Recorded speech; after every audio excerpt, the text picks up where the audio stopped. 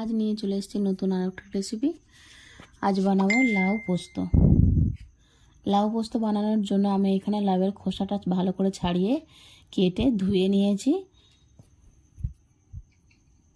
এবার একটা আলু ছিলা দিয়ে আমি লাউগুলোকে ছিলে নেব বা কুড়ে নেব। এইভাবে করে আমি সবগুলো লাউ কুড়ে নেব।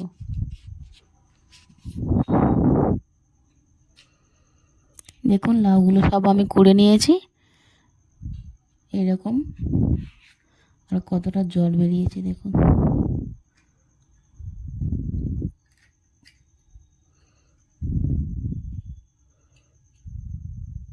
এখানে মশলা করে নেব। আমি এইরকম প্যাকেটে 2 প্যাকেট পোস্ত নিয়ে নিয়েছি। 2 প্যাকেট পোস্ত আমি সব দিয়ে দেব। দেব 3টে শুকনো লঙ্কা দিয়ে আমি এগুলোকে মশলা তৈরি করে নেব। কড়া গরম হয়ে গেছে, কড়াইতে দিয়ে দেব সাদা তেল। তেল গরম হয়ে গেছে, 2টো কাঁচা লঙ্কা আমি চিড়ে তেলের ওপর দিয়ে দেব। দেব লাউ কোড়াটা,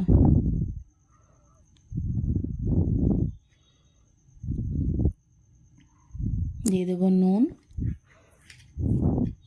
স্বাদের জন্য একটু চিনি। লাউয়ের মধ্যে যে জলটা আছে সেই জলটাকে পুরোটা আমরা শুকিয়ে নেব।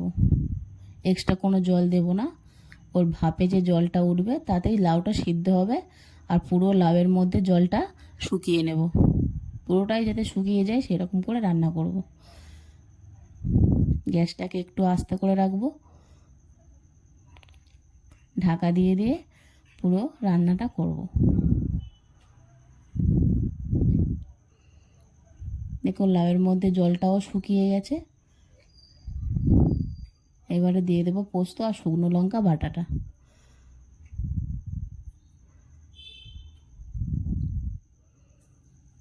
দিয়ে আমি কিছুক্ষণের জন্য রান্না হতে দেব, জলটা যতক্ষণ না শুকিয়ে যায়।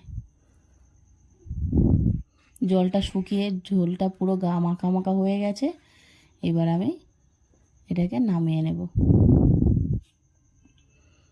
এইভাবে আপনারা বাড়িতে ট্রাই করুন।